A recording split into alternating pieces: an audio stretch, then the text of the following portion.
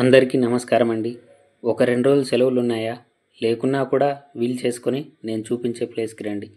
ఈ ఉరుకు పరుగుల జీవితంలో చాలీచాలని జీతాలతో బయటి దేశాలకు ఎలాగూ వెళ్ళలేం. కనీసం మన దగ్గరలో ఉన్న ఇంత మంచి ప్రదేశాలకు కూడా వెళ్ళకపోతే ఎలా? పచ్చని నల్లమల్ల అడవులు, సప్తనదుల సంగమం, ద్వాదశ జ్యోతిర్లింగాలు, పాండవ వనవాస సమయంలో ధర్మరాజు ప్రతిష్ఠించి ఇప్పటికీ చెక్కు చెదరకుండా ఉన్నటువంటి వేపదారు శివలింగం, బోటు ప్రయాణం, ప్రకృతి ఒడిలో నిద్ర, అబ్బో! ఒకటేమిటి ఇక్కడ చాలానే ఉన్నాయి.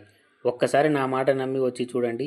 మళ్ళీ మీరే ఈ వీడియోను ఓపెన్ చేసి థ్యాంక్స్ అని కామెంట్ చేస్తారు. ఇంతకీ మనం వెళ్తున్న ప్లేస్ చెప్పలేదు కదా, సోమశిల. సప్తనదుల సంగమం సంగమేశ్వరం నదికి ఒకవైపు, సోమశిల మరొక వైపు. ఇటువైపు ఆంధ్రప్రదేశ్, అటువైపు తెలంగాణ.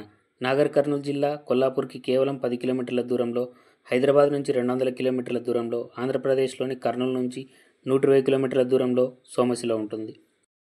ఇక్కడ ప్రకృతి ఒక ఎత్తైతే 7వ శతాబ్దంలో నిర్మించినటువంటి లలితా సోమలింగేశ్వర క్షేత్రం మరొక ప్రత్యేకత.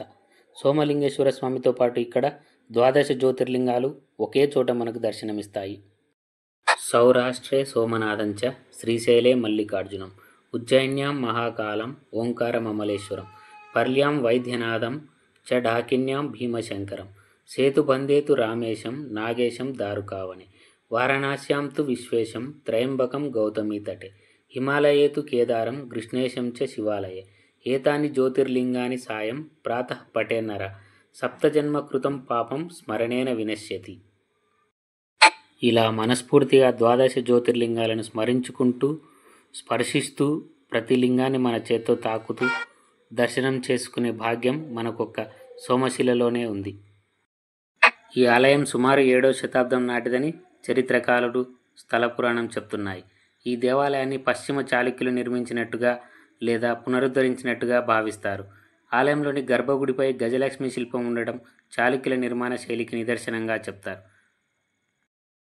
13వ శతాబ్దంలో కాకతీయులు ఈ ద్వాదశ జ్యోతిర్లింగాలను ఒకే మండపంలో ప్రతిష్ఠించినట్లు స్థానికులు చెప్తారు.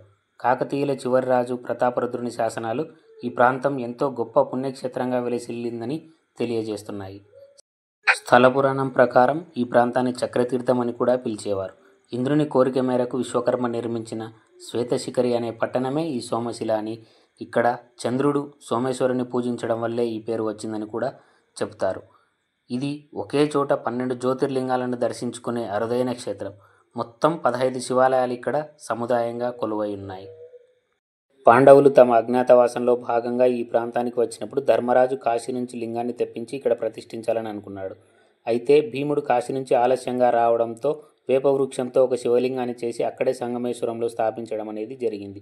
ఇది చూసిన భీముడు కోపంతో కాశీ నుండి తెచ్చిన లింగాన్ని విసిరివేయగా అది 12 ముక్కలుగా విడిపోయి 12 శివలింగాలుగా ఏర్పడిందని ఇంకొక కథనం ఉంది. ఇక్కడ ద్వాదశ జ్యోతిర్లింగాలతో పాటు శ్రీ లలితమాత ఆలయం మరియు శ్రీ ఆంజనేయ స్వామి ఆలయం విగ్రహాలు ఇక్కడ దర్శనమిస్తాయి. ఏది ఏమైనా ఇంతటి గొప్ప చరిత్ర కలిగిన ఆలయం మన దగ్గరలో ఉండడం మన అదృష్టం. ఇక అద్భుతమైన ఆలయాన్ని దర్శించి బయటికి రాగానే సప్తనదుల సంగమం. ఇక్కడ నుండి అవతల వైపు సంగమేశ్వరంకు బోట్లు చాలానే ఉన్నాయి. టూరిజం పరంగా చాలా అభివృద్ధి చెందబోతుంది ఈ ప్రాంతం. ప్రపంచంలోనే ఎత్తైనటువంటి ఐకానిక్ బ్రిడ్జిని ఇక్కడ 2 కొండల మధ్య కలుపుతూ వేస్తున్నారు. ఇది కానీ పూర్తయితే హైదరాబాద్ నుంచి తిరుపతికి 60 కిలోమీటర్ల దూరం తగ్గడమే కాకుండా ప్రపంచంలోనే అత్యంత ఎత్తైన ఐకానిక్ ఊయల బ్రిడ్జిగా కూడా పేరొందబోతుంది. ఇక్కడ బస చేయడానికి కూడా ఎన్నో రిసార్ట్లు, గెస్ట్ హౌస్లు కూడా ఉన్నాయి. మాంసాహార ప్రియుల కోసం ఇక్కడ చేపలు పట్టి అక్కడే వండుతున్నారు. ఫ్యామిలీతో వెళ్ళొచ్చు అనే డౌట్ పడకండి. పవిత్ర పుణ్యక్షేత్రం ఒడ్డున కదా, నిశ్చింతగా వెళ్ళొచ్చు. క్రూజ్ బోట్లు, స్పీడ్ బోట్లు ఎన్నో అందుబాటులో ఉన్నాయి. నది ఒడ్డున ఎన్నో కంటైనర్ హౌస్లు కూడా ఉన్నాయి. అలా ఫ్యామిలీతో కలిసి చెట్టు కింద తెచ్చుకున్న తినుబండారాలు తినేసి సాయంత్రం వేళ ఒక కాఫీ తాగి రిటర్న్ బయలుదేరాం.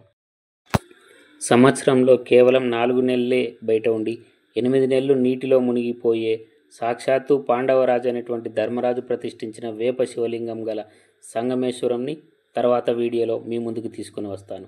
ఈ వీడియో మీకు నచ్చితే please like and subscribe. Thanks for watching.